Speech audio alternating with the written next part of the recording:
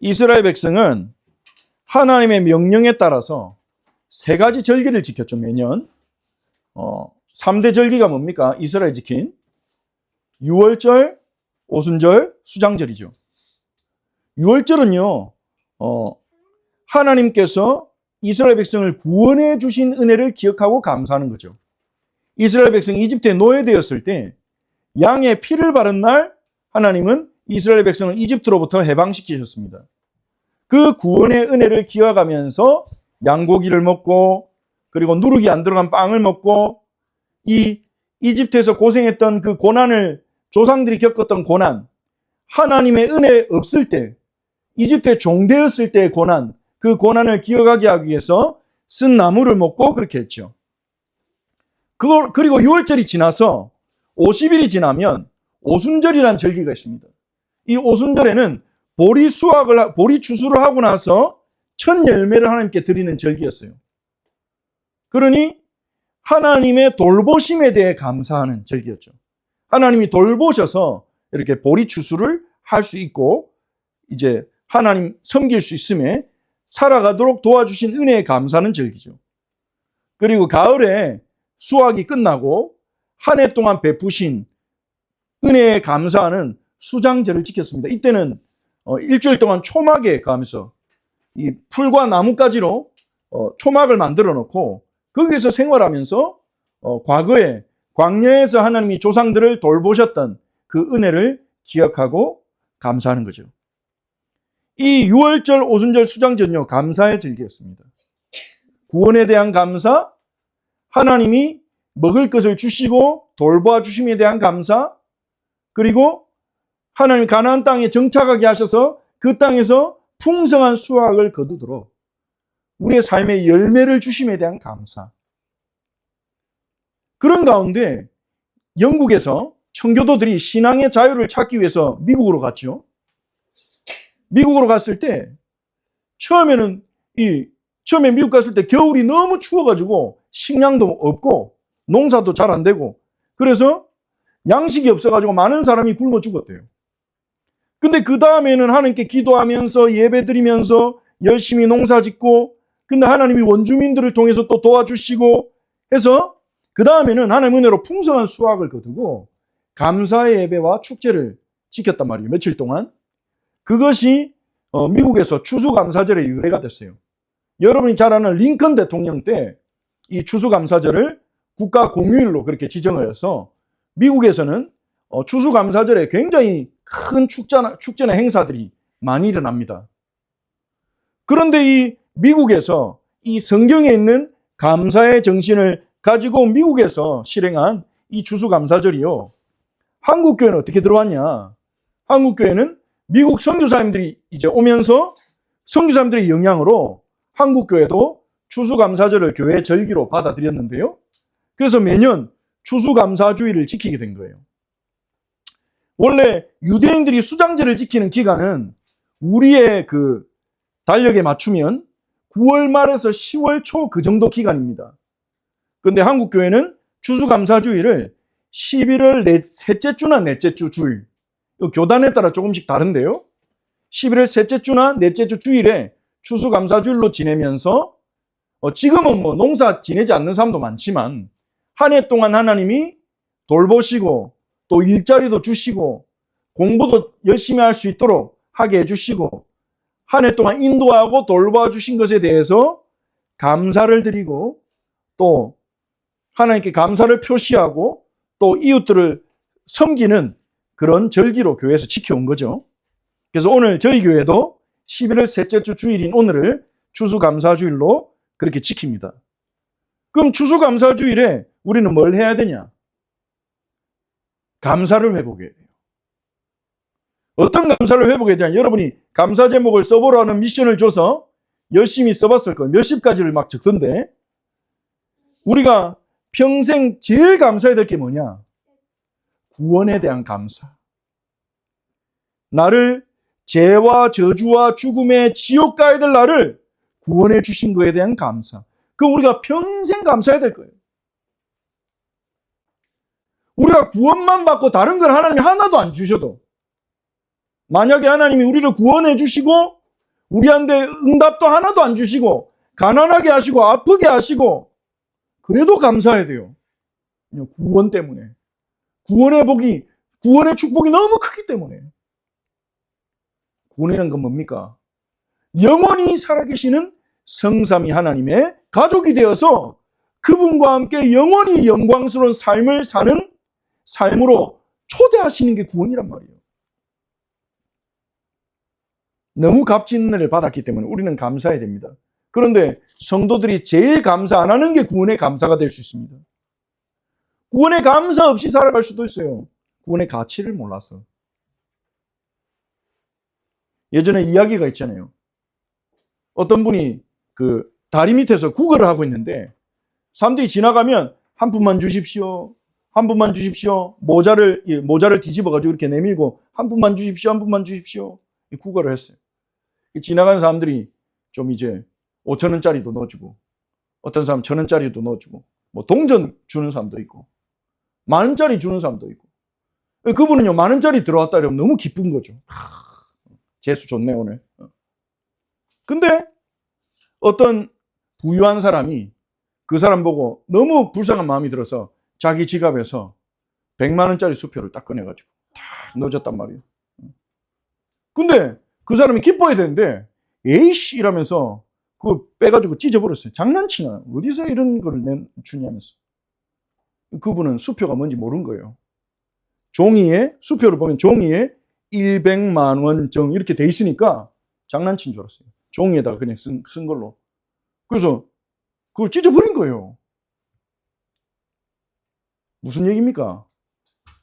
가치를 모르면 그렇게 어리석은 행동한다는 거예요. 우리가 구원받은 축복이 얼마나 큰지 가치를 모르면 감사가 없는 거예요. 뭐에 감사합니까? 성적 1등 하면 감사하고 갑자기 용돈 10만 원 받으면 감사하고 내가 하는 일자리에서 보너스 받으면 감사하고 다른 사람들이 막 칭찬하고 잘해주면 오늘은 좋은 날이네 감사하고 진짜 감사해야 될 거는 감사 안 하고 그 구걸하던 그분하고 비슷한 거예요. 1,000원짜리 주면 좋아하고 10,000원짜리 주면 더 좋아하고 그거와 비교할 수 없는 수표를 줬는데 그거는 에이 이건 뭐야 이러면 찢어버리고 못 알아봐가지고 추수감사주일에 여러분은요 구원의 감사를 회복해야 됩니다. 그리고 한 해 동안 나를 인도하시고 응답하신 은혜에 대한 아주 구체적인 것들을 감사를 고백하는 거죠. 왜냐 우리가 살아가는 것, 우리가 숨 쉬는 것, 우리가 성실할 수 있는 것, 우리가 노력할 수 있는 것, 그건 모두 하나님의 은혜이기 때문에. 다윗 왕은 그렇게 고백했어요. 성전 건축하는 그 예물을 모으는데 성전 건축 헌금을 드리는데 전 백성에게 공포했어요. 자원하는 마음으로 하나님 앞에 드려라. 누가 제일 많이 헌금한 줄 압니까? 다윗 왕이 제일 많은 헌금을 냈어요. 그러고 다윗이 뭐라고 했습니까? 하나님 우리가 헌금 많이 했죠? 잘했죠? 이렇게 말하지 않았어요. 역대상 29장을 보면 다윗은 이렇게 고백합니다. 하나님 우리가 주님께 드릴 수 있는 것도 하나님 우리에게 재물을 주셨기 때문에 드릴 수 있는 거 아닙니까? 우리가 헌금할 수 있는 것도 하나님 헌금할 마음을 주셨을 뿐만 아니라 돈을 주셨으니까 헌금할 수 있는 거 아닙니까? 다윗은 그렇게 믿었어요. 다윗은 자기가 열심히 왕으로 일하면서 얻은 수입이지만 자기가 일해서 벌은 돈이지만 하나님이 주셨다고 믿었어요. 하나님이 주신 거라고 믿고 고백했어요. 왜냐? 일할 수 있는 힘도 일할 수 있는 성실함도 하나님이 내게 주신 거기 때문에 일할 수 있는 건강도 하나님 주셨기 때문에 일할 수 있는 기회와 일할 수 있는 자리도 하나님 주셨기 때문에 다윗은요 하나님이 주신 것으로 하나님께 드렸을 뿐입니다. 모든 부귀와 영화와 영광은 하나님의 것입니다. 이렇게 고백했어요. 올바른 믿음이죠. 그래서 여러분이요 한번 돌아봐야 돼요. 내가 학원에 다녀서 좋은 성적 얻었다. 내가 무슨 대회 나가서 상 받았다. 내가 좋은 습관을 기르게 됐다. 좋은 사람을 만났다. 좋은 친구가 생겼다. 하나님 은혜 없었다면 그게 가능한지 돌이켜보고 감사를 회복하는 그런 날이 되기를 바라고요. 그리고 감사하다면 그걸로 끝나지 않고요. 그 감사한 마음으로 주변에 있는 이웃들을 섬기고 돕는 그런 날이 되기를 바랍니다. 자, 본문을 봅시다. 악하고 음란한 세대는 표적을 구합니다. 사람들은요, 눈에 보이는 표적을 따라가요. 표적이란 건 뭡니까? 눈에 보이는 증거를 보여달라는 거예요. 지금도 마찬가지예요.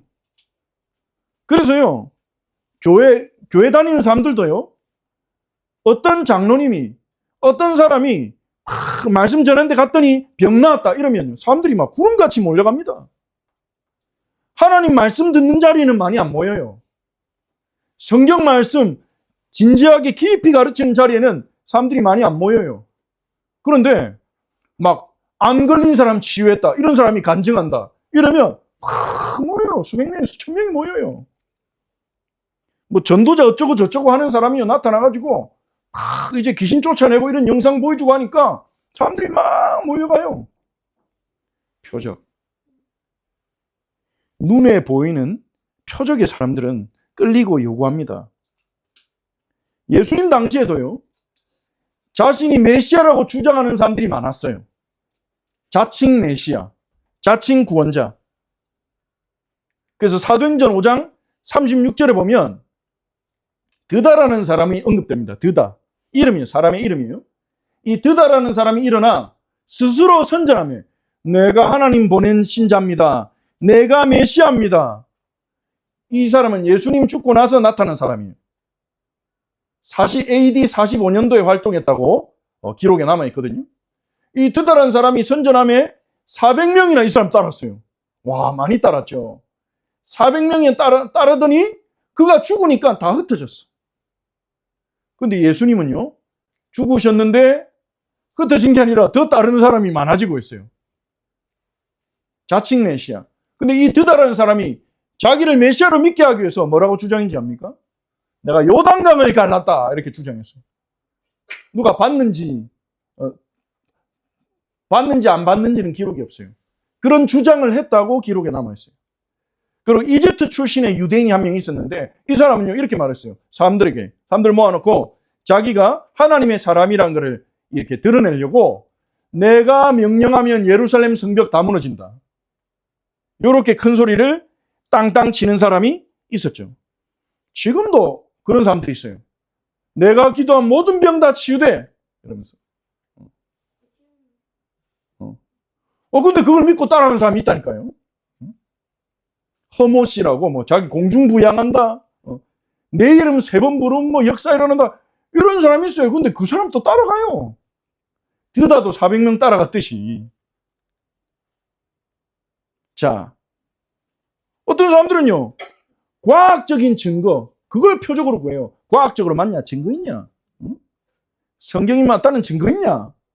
교회 다니면서도 그런 친구들이 있어요. 성경에서 말하는 것과 학교의 과학 수업 시간에 선생님이 말하는 게 다르니까, 성경이 그러면 잘못된 거 아니야? 과학적 증거가 있어?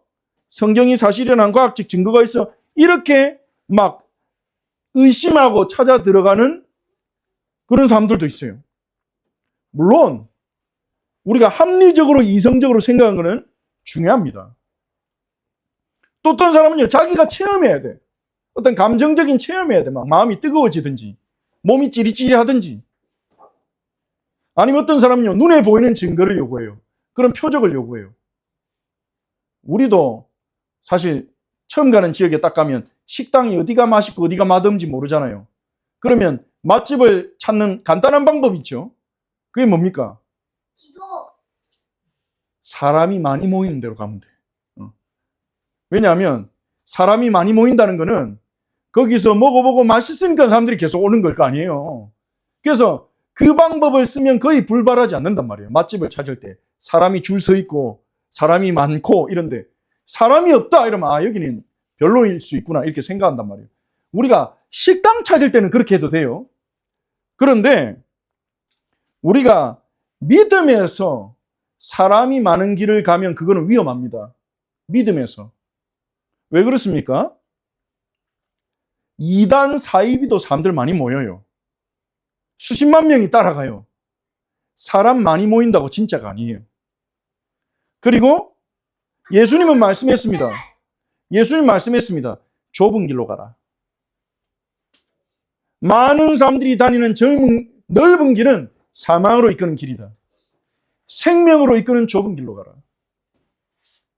근데 사람들은요, 사람 많이 가는 대로 가기를 가요.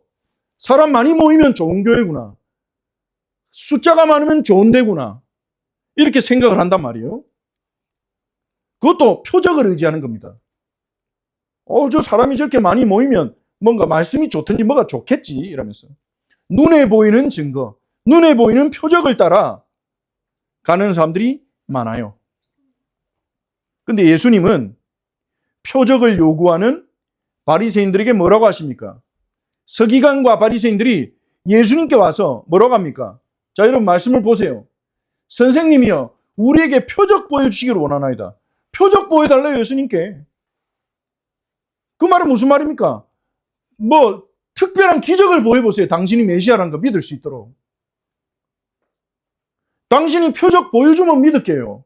이렇게 말하는 겁니다. 예수님이 이들 보고 뭐라고 하십니까? 악하고 음란한 세대가 표적을 구하나. 악하고 음란한 세대는요, 구약 성경에서 하나님을 거역하는 자들을 부르는 호칭입니다. 하나님을 믿지 않는 자들, 하나님 말씀에 불순종하는 자들, 하나님 거역하는 자들을 부르는 호칭이에요. 악하고 음란한 세대. 아니, 과학적인 증거 좀 요구할 수 있죠. 눈에 보이는 성공 따라갈 수 있잖아요. 그게 뭐 악하고 음란한 세대입니까? 할 수 있는데요. 우리가 하나님의 말씀을 믿고 말씀을 따라가지 않고 말씀보다 과학적 증거를 더 우선시하고 말씀보다 눈에 보이는 성공을 더 중요하게 생각하고 말씀보다 자신의 체험을 중요하게 생각한다면 말씀을 믿지 않는다는 증거예요. 그거는요. 표적을 구한다는 거는요. 하나님의 말씀만으로는 믿지 못하겠다는 거예요. 구약 성경에도 기드온의 양털 시험이 있죠. 하나님이 기드온을 불러서 말씀으로 명하시잖아요. 가라! 근데 기드온은요, 말씀이 안 믿어져요. 그래서 양털을 가지고 시험합니다. 하루는 하나님이 저를 사사로 택하신 게 맞다면, 저를 통해 일하실 것이 맞다면 이 양털이 새벽에 젖어 있게 해주세요. 양털만 젖고 바닥은 말라 있게 해주세요. 하나님 해줬어요. 또 안 믿어져요. 또 의심이 생겨요. 다음날 어떻게 합니까? 반대로 하나님이 저를 택하고 부르신 게 맞다면 양털만 말라 있고 주변은 젖어 있게 해주세요. 하나님 두 개 다 해줘요. 어떤 사람은 저렇게 기도하면 되구나 이렇게 배우는데 기도원에게서 믿음이 없는 겁니다. 좋은 신앙의 모습은 아니에요. 그렇게 믿음이 없어서 하나님께 매달려도 하나님은 응답하신 분이라는 것을 보여주는 거지 그게 좋은 믿음은 아닙니다. 좋은 믿음은요, 하나님 말씀 믿는 거예요. 말씀 자체를 믿고 따라가는 거예요. 근데 하나님의 말씀보다 눈에 보이는 표적을 더 따라가요. 심지어 예수님은 표적을 안 보여준 것도 아니잖아요. 예수님이 이미 표적을 보여달라고 하는 바리새인과 서기관들에게 이미 가르침을 들려주셨고 하나님 나라의 가르침, 권위 있는 가르침, 예수님의 가르침만 듣고도 사람들이 놀랐어요. 너무나 권위 있는 가르침이로다. 이런 가르침은 들어본 적이 없다. 그렇게 사람들이 고백했어요. 그리고 예수님은 수많은 병자를 치유하고요. 귀신을 쫓아내므로 자신이 메시아인 표적을 많이 보여주셨어요. 그런데 바리새인과 서기관들은 그걸 인정하지 않는 겁니다. 인정하지 않는 정도가 아니라 못 오겠죠. 성령 모독죄를 지었죠. 성령의 역사로 귀신이 쫓겨나갔는데 귀신의 왕 바알세불의 힘으로 귀신 쫓아낸다. 인정 안 하는 거예요. 믿기 싫은 거예요. 다른 표적 더 보이라는 거예요. 당신이 메시아인 표적을 보여주세요. 이 말은 믿고 싶어서 구하는 게 아닙니다. 기도는 믿고 싶어서 양털 시험을 하나님 앞에 기도했어요. 근데 이 바리새인과 서기관은요, 믿고 싶은 마음이 없어요. 예수님을 시험하는 거예요. 테스트하는 거예요. 그래서 예수님이 그들 향해 뭐라고 하십니까? 악하고 음란한 세대가 표적을 구한다.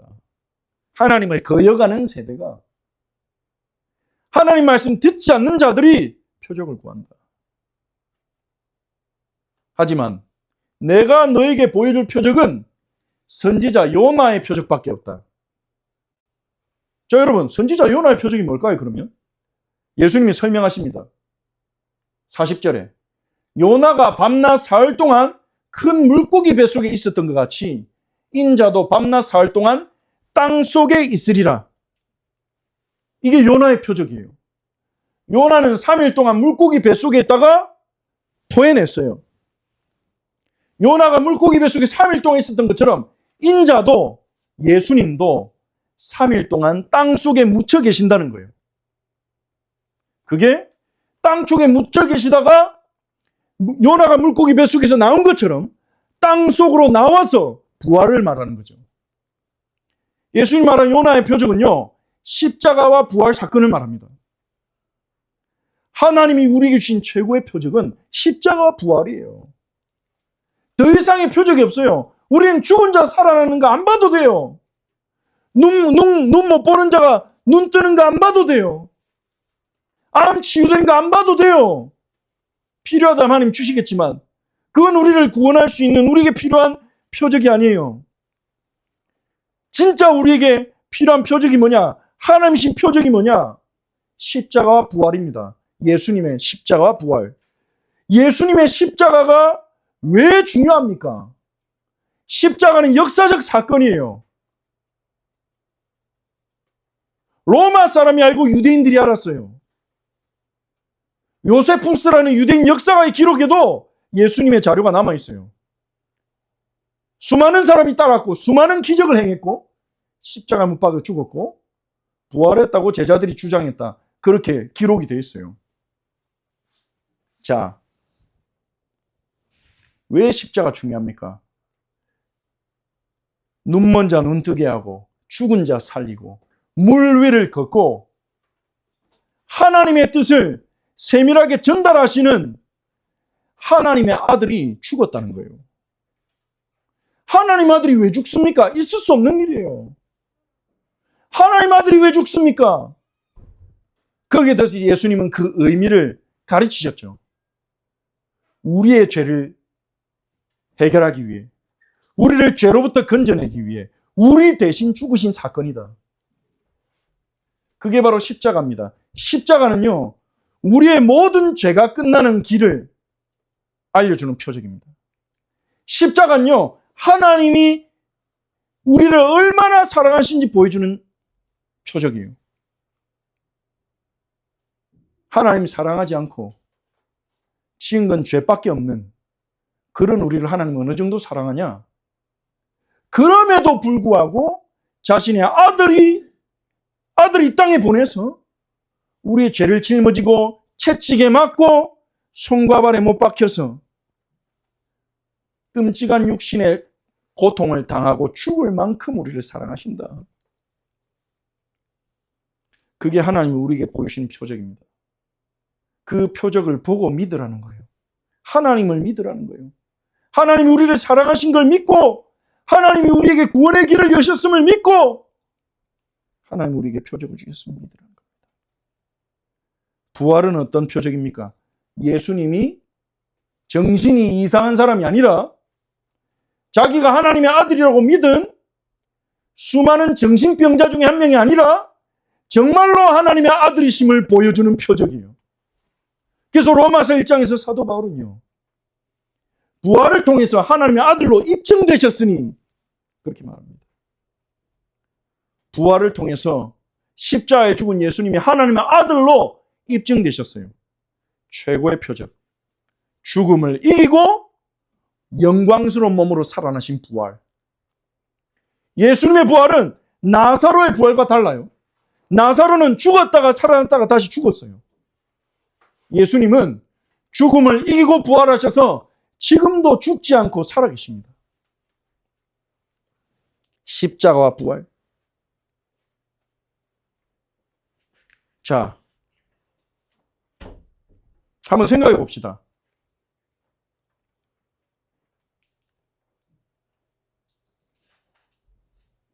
그 똑똑한 바리새인과 서기관들,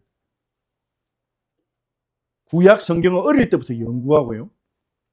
그 말씀대로 살기 위해서 그렇게 노력하고 애를 쓰고 희생하고 어려운 사람 돕고 그렇게 노력하고 몸부림쳤던 바리새인과 서기관들이 예수님 말씀을 듣고도 예수님의 표적을 보고도 예수님의 기적을 보고도 예수님을 메시아로 믿지 못했어요. 그런데 우리같이 성경도 잘 모르고 하나님 뜻도 잘 모르고 하나님 뜻대로 살지도 못하는 우리가 예수님이 나를 위해 십자가에 죽으셨고 십자가에서 내 모든 죄를 사하셨고 부활하셔서 구원의 길이 되신다는 사실을 믿고 그 예수님을 믿음으로 구원받았다는 거 얼마나 큰 은혜입니까? 예수님의 가르침을 직접 듣고도 예수님이 행하는 기적을 직접 두 눈으로 보고도 예수님을 못 믿었는데, 안 믿었는데, 예수님을 보지 못했지만 우리가 하나님의 말씀을 듣고 예수님이 믿어진다. 그 예수님을 영접했다. 얼마나 큰 은혜입니까? 우리는 이 바리새인들의 완악함을 보면서 와, 이 사람들 정말 믿음 없네. 정죄하는 것이 아니라 아니 이렇게 똑똑하고 훌륭한 사람들도 예수님을 안 믿었는데 어떻게 내가 믿어지게 됐지? 이런 은혜에 우리는 감사해야 될 것입니다. 예수님은 성전보다 선지자보다 왕보다 더 크신 분이에요. 12장 41절 42절 보면 예수님이 바리새인과 서기관들에게 이렇게 말씀하십니다. 마지막 날 심판 때 니느웨 사람들이 일어나서 이 세대 사람을 정죄할 것이다. 뭐라고 정죄하겠습니까? 왜 너희는 요나보다 더 크신 예수님의 말씀을 듣고도 회개하지 않았냐? 니느웨 사람들은 요나의 전도를 듣고 회개했거든요. 요나가 가가지고 대단한 메시지 한 것도 아니에요. 요나서 3장 4절에 보면요. 요나가 니느웨 진짜 가기 싫었잖아요. 안 가려고 다시스로 가는 배 타고 도망가려고 하고 억지로 니느웨 갔잖아요. 가가지고 요나가 어떻게 한 줄 압니까? 딱 하루 말씀 전해요. 딱 하루. 간절하게 이 니느웨 사람들을 구원하기 위해서 이 복음을 전해야 되겠다. 이게 아니라 딱 하루. 뭐라고 전한 줄 압니까? 메시지도요. 진짜 성의 없어요. 40일 지나면 니느웨가 망할 것이요. 그게 요나가 전한 메시지예요. 40일 지나면 니느웨가 망할 것이요. 이 얘기만 하고 다녔어요. 진짜 성의 없잖아요. 하나님이 보냈는데. 아마도 그러니까 니느웨 사람들이 놀라가지고 물어봤겠죠. 왜 망합니까? 그럼 이제 하나씩 대답해 줬을 것 같아요. 못 이겨가지고. 하나님이 심판하실 겁니다. 아수리의 죄가 너무 커서. 그 말을 듣고 니느웨 사람들이 회개했단 말이에요. 그러니까 예수님이 말씀하신 거예요. 니느웨 사람들이 일어나서 이 세대 사람들을 정죄할 것이다. 왜냐? 우리는 요나의 그 형편없는 메시지 듣고도 회개했는데 왜 당신들은 예수님의 가르침을 듣고도 회개하지 않았습니까? 그리고 예수님 또 얘기합니다. 심판 때 남방 여왕이 일어나 이 세대 사람을 정죄할 것이다. 이 남방 여왕은요, 스바 여왕을 말해요. 솔로몬 왕을 찾아온 스바 여왕. 스바 여왕이 일어나서 사람들을 혼낸다는 거예요. 정죄한다는 거예요. 왜냐? 이 스바 여왕은요, 솔로몬의 지혜로운 말을 들으려고 땅 끝에서 엄청나게 수백 킬로미터를, 이땐 비행기도 없고 자동차도 없는데 수백 킬로미터를 낙타 타고 이렇게 몇 달 동안 솔로몬 만나러 왔어요. 솔로몬의 지혜로운 말 들으려고. 근데 솔로몬보다 더 크신 예수님이 말씀하신 걸 안 듣고 있잖아요. 이 세대 사람들이. 그러니까 스바 여왕이 정죄할 거라는 거예요. 나는 솔로몬 말 들으려고 땅 끝에서 찾아갔는데 왜 당신들은 솔로몬보다 크신 예수 그리스도의 말을 안 듣냐? 정지한다는 거예요. 공통점이 있어요. 니느웨 사람과 남방 여왕의 공통점이 있어요. 뭐냐? 둘 다 표적을 못 봤어요. 둘 다 기적 보고 회개한 게 아니에요. 니느웨 사람들에게 요나가 기적을 보여주지 않았어요. 말씀만. 스바 왕이요, 솔로몬에게 기적 보러 온 게 아니에요. 말씀 들으러 왔어요. 표적을 구하지 않았어요. 니느웨 사람들이 회개하는데 표적이 필요하지 않았어요. 말씀만으로 충분했어요. 남방 여왕에게 표적이 필요하지 않았어요. 말씀만 들으러 찾아갔어요. 얼마나 지혜로운 말씀에 갈급했던지. 보물을 싸들고 찾아갔어요. 예수님은 선지자 요나보다 크고 솔로몬 왕보다 크신 분이십니다. 그리고 마태복음 12장 6절에 성전보다 더 크신 이십니다. 큰이라는 표현이 3번 나왔어요. 마태복음 12장에. 요나보다 크니, 솔로몬보다 크니, 성전보다 크니. 자, 성전 안에 누가 일합니까? 제사장. 왕보다 크고 선지자보다 크고 제사장보다 크신 분. 무슨 말입니까? 예수님은 참 선지자, 참 왕, 참 제사장이라는 거예요.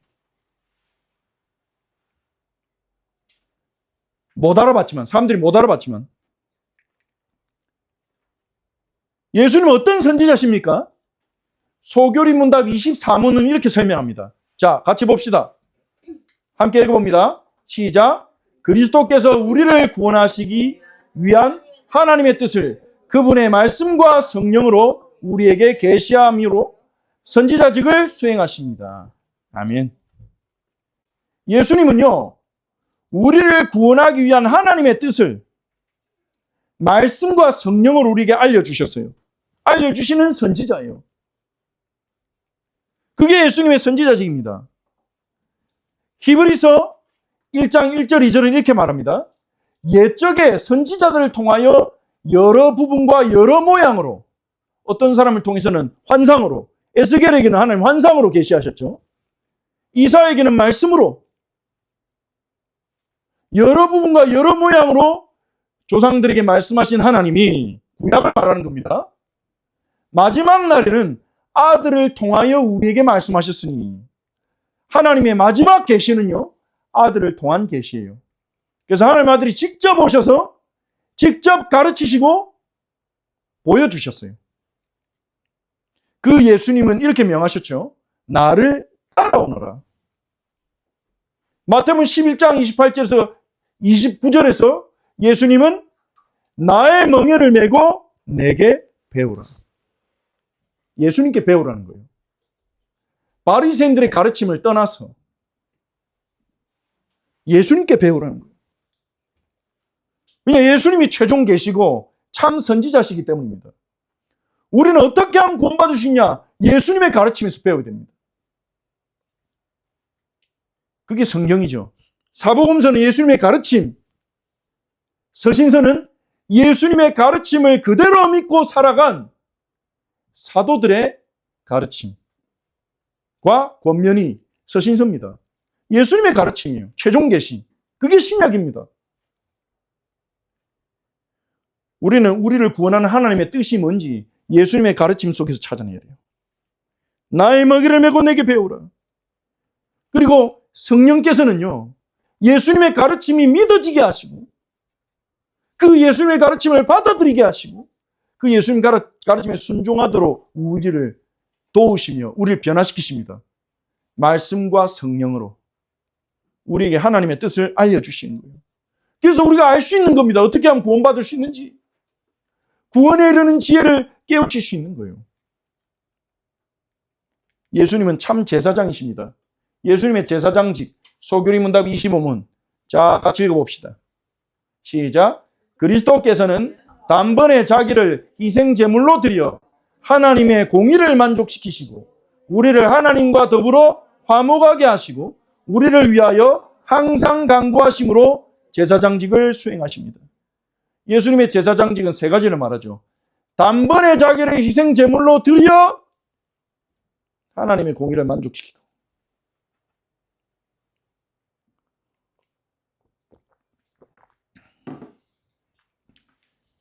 자신을 희생 제물로 내어 주셔서 하나님의 공의를 만족시켰어요. 하나님의 공의를 만족시켰단 말은 뭡니까? 하나님의 공의는 죄인을 심판해야 돼요.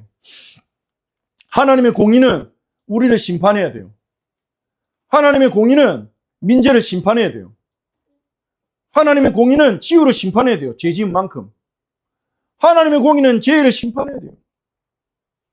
하나님의 공의는 유의를 심판해야 돼요. 우리를 심판해야 돼요. 그런데 하나님은 어떻게 그 공의를 만족시키셨냐? 우리가 받아야 될 심판을 그리스도께서 받으심으로, 자신을 희생제물로 드리심으로 하나님 공의를 만족시켰어요. 하나님 공의가 충족됐어요. 그럼 우리는 심판받지 않는 겁니다. 하나님 공의가 충족됐으니까. 그게 예수님이 제사장으로서 행하신 일이에요. 소나 양이 아니라 자기를 제물로 드렸어요. 그래서 이제는 우리를 하나님과 더불어 화목하게 하시는데, 화목하게 돼서 우리 어떻게 됩니까? 하나님의 아들, 하나님의 딸, 하나님 자녀로 양자가 되는 것입니다.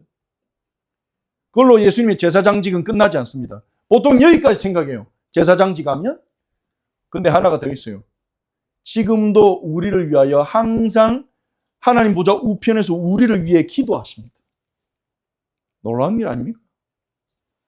우리가 기도하지 못할 때에도, 우리가 헤매고 있을 때도, 우리가 넘어져 있을 때에도, 엎어져 있을 때에도 우리를 위하여 항상 간구하십니다. 우리의 중보자. 예수님 은혜로 사는 거예요. 우리가 기도를 충분히 해서 사라지는 게 아닙니다. 우리가 기도 많이 해서 신앙생활 되어지고 있는 게 아닙니다. 우리가 연약할 때에도, 우리가 넘어질 때에도 우리를 위해 간구하시는 예수 그리스도와 말할 수 없는 탄식으로 우리를 위해 기도하시는 성령님의 은혜로 우리는 살아가는 거죠. 히브리서 4장 14절 같이 읽어봅시다. 시작. 그러므로 우리에게는 큰 대제사장이 계시니 승천하시니 곧 하나님의 아들 예수시라. 우리가 믿는 도리를 굳게 잡을지어다. 아멘. 큰 대제사장이 있어요. 우리의 대제사장 예수 그리스도. 히브리서 10장 12절 같이 읽읍시다. 오직 그리스도는 죄를 위하여 한 영원한 제사를 드리시고 하나님 우편에 앉으사. 영원한 제사, 이게 어디서 드려졌을까요? 십자가에서. 십자가에서 한 영원한 제사를 드렸어요. 그 무엇과도 비교할 수 없는 하나님의 아들을 제물로 영원한 제사가 드려졌어요. 하나님의 아들이 희생제물로 바쳐졌고 죽으셨고 피 흘리셨는데 어떤 죄인이 용서 못 받겠습니까?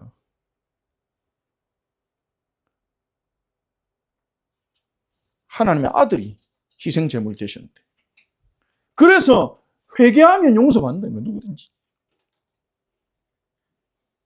예수님은 왕이십니다. 참된 왕이십니다. 자, 같이 읽어봅시다. 시작. 그리스도께서는 우리를 자기에게 복종하게 하시고 우리를 다스리시고 보호하시며 자기와 우리의 모든 원수를 억제하시고 정복하심으로 왕직을 수행하십니다. 예수님의 왕직 세 가지. 첫 번째, 우리를 자기에게 복종하게 하시고 나를 따라오너라. 내 멍에를 메고 내게 배우라. 순종하라는 거예요. 예수님께 순종하라는 거예요. 예수님이 왕이시기 때문에 우리가 예수님을 왕으로 고백한다는 말은 무슨 말입니까? 예수님께 순종하고 섬기겠다는 말이죠. 예수님께 순종하고 섬기지 않는다면 예수님을 왕 대접 안 하는 거예요. 입술로만 왕이라고 립 서비스 하는 겁니다. 예수님은 우리의 섬김을 받는 분이 아니에요. 우리가 섬길 분이에요. 우리가 사랑하고 경외하고 경배하고 순종해야 될 분입니다. 왕이십니다. 그리고 예수님은 왕으로서 우리의 복종을 받으실 뿐만 아니라 우리를 다스리시고 보호해 주세요. 그리고 자기와 우리의 모든 원수, 누굽니까? 죄, 사탄, 마귀, 지옥의 권세, 이 모든 우리의 원수를 억제하시고 정복하십니다. 사단의 권세를 꺾은 왕, 맞는 말인데 한 부분만, 요것만 딱 강조하는 거죠. 예수님이 왕이라 했을 때는요, 모든 만물이, 우리를 포함한 모든 만물이 예수님께 복종해야 된다는 걸 말하는 거예요. 빌립보서 2장 9절에 11절 같이 읽어봅시다.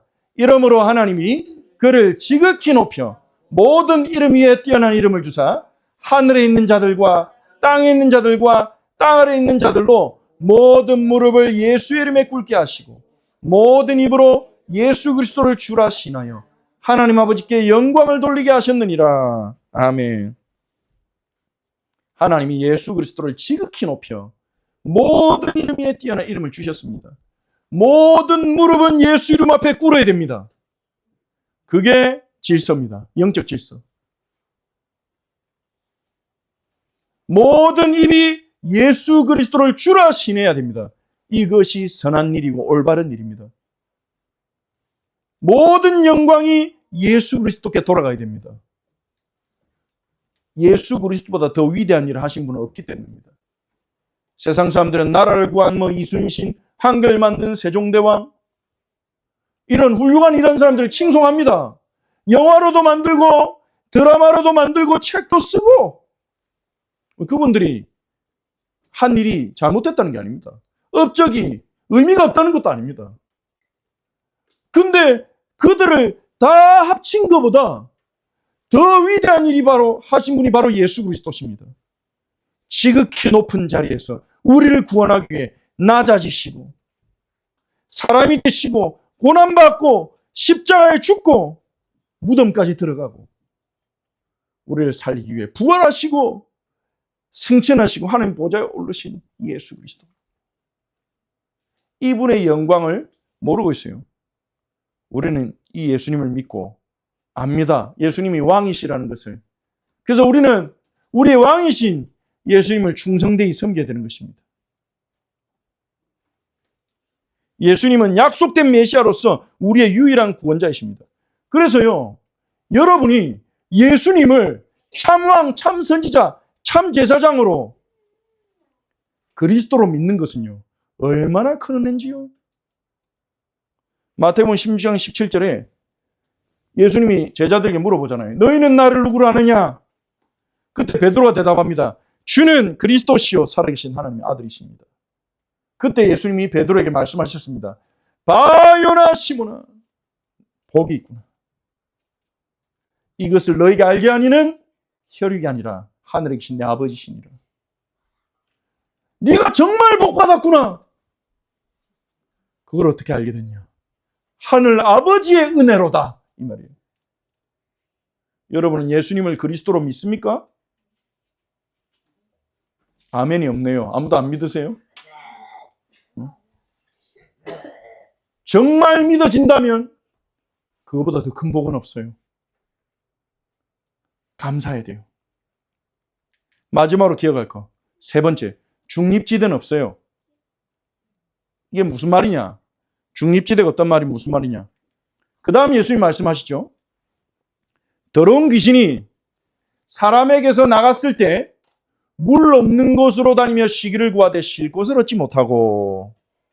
자, 예수님이 이스라엘의 공생의 기간 동안에 이스라엘에서 특별히 갈릴리 지역에서 더러운 귀신들을 쫓아내셨습니다. 귀신들을 쫓아내면서 청소를 하신 거예요. 더러운 것들을 쫓아내니까 청소가 되잖아요. 청소를 하신 거예요. 근데 이 쫓겨난 더러운 귀신이 예수님이 쫓아내니까 나갔잖아요. 나가서 돌아다니는데 새로운 쉴 곳, 자기 안식처를 찾아서 돌아다니는데 물 없는 곳으로 다닌다. 물 있는 곳을 싫어하니까요, 귀신이. 물 있는 곳을 왜 싫어하냐 몰라요. 근데 당시에 유대인들은 물 속에 무저갱이 있다고 믿었어요. 물 속에 무저갱이 있다. 무저갱은 바닥이 없는 감옥이에요. 귀신들을 가두는 곳, 지옥에 가기 전에 귀신들을 가두는 곳, 무저갱. 귀신들은 물 있는 데를 싫어했다. 유대인 전승에 의하면. 물 없는 곳으로 귀신들이 돌아다니며 쉬기를 구하는데 쉴 곳을 찾지 못하니까 어떻게 됩니까? 다시 귀신이 말하는 거예요. 이에 이르되 내가 나온 내 집으로 돌아가리라. 내 집이 어디겠어요? 원래 들려있던 사람, 그 사람을 말하는 거죠. 내 집으로 돌아가리라 하고 와보니 그 집이 비고 청소되고 수리되었거늘. 청소는 돼 있어요. 수리는 돼 있어요. 근데 어떻게 돼 있어요? 비어 있어요. 텅텅 비어 있어요.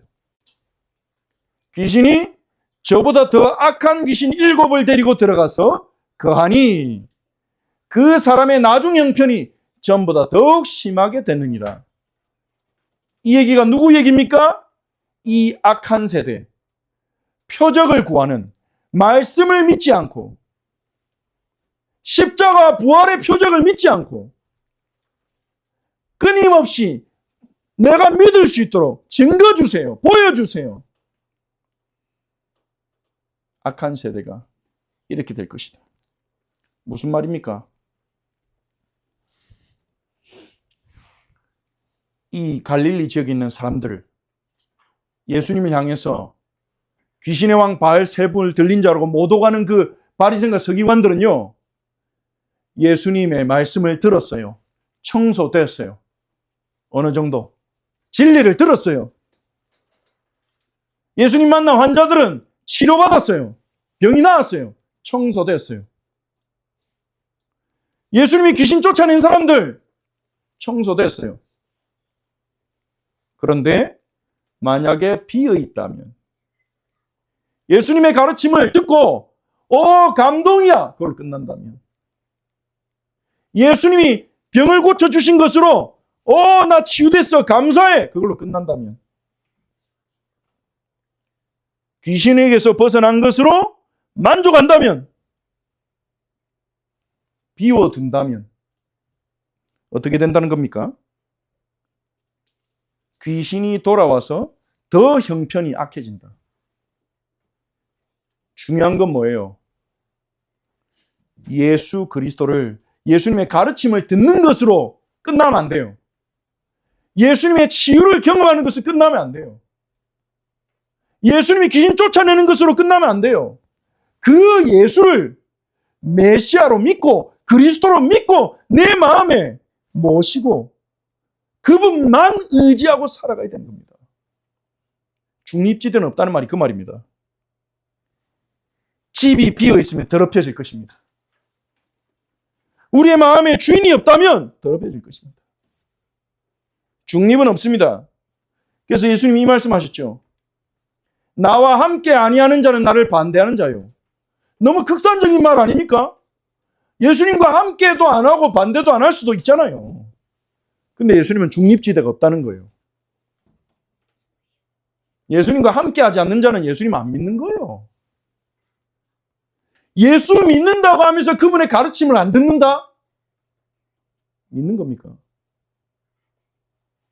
예수 믿는다 하면서 그분을 의지하지 않는다? 그게 믿는 거예요. 입술로 예수님 믿는다 하면서 그분을 예배하지 않는다? 감사가 없다? 찬양하지 않는다? 그럴 수가 없다는 거예요. 예수님 믿는다면 예수님과 함께 가야 돼요. 예수님 믿는다면 예수님 따라가야 돼요. 예수님 따라가지 않는다면 예수님을 반대하는 자나 마찬가지예요. 그게 오늘날 일어나는 현상입니다. 많은 사람들이 교회 다니면서 나 예수 믿어요, 나 크리스찬이라고 말합니다. 하지만 그들은 예수님의 가르침을 알고 그 가르침을 따라가지는 않습니다. 자신의 삶에서 예수로 만족하고 예수로 충만하지는 않습니다. 그러니 어떻게 됩니까? 그들을 보는 불신자들이, 그들을 보는 사람들이 어떻게 생각합니까? 예수 믿어도 나랑 차이가 없네. 여전히 예수 믿어도 돈이 중요하고, 예수 믿어도 성공이 중요하고, 예수 믿어도 자기가 중요하네. 저 사람 자기 자신을 위해서 교회 가는구나. 예수가 별 볼 일 없네. 이렇게 전파한단 말이에요. 그건 예수님을 반대하는 거 마찬가지잖아요. 예수님에 대해서 잘못 전달하는 거, 반대하는 거랑 마찬가지잖아요. 우리는 기도해야 됩니다. 나를 통해 예수님이 잘못 전달되지 않도록, 예수님이 보잘것없이 전달되지 않도록, 그 말은 우리가 능력이 있어야 된단 말이 아닙니다.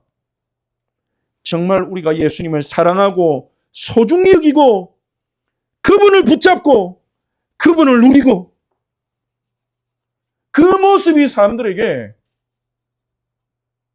전달되는 거예요. 예수가 뭐길래?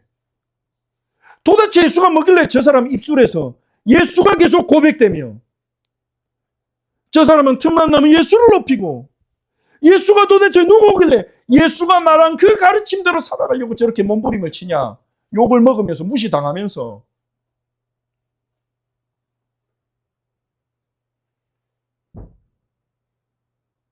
저는 그게 우리의 신앙생활이 좋은 올바른 신앙생활을 믿습니다.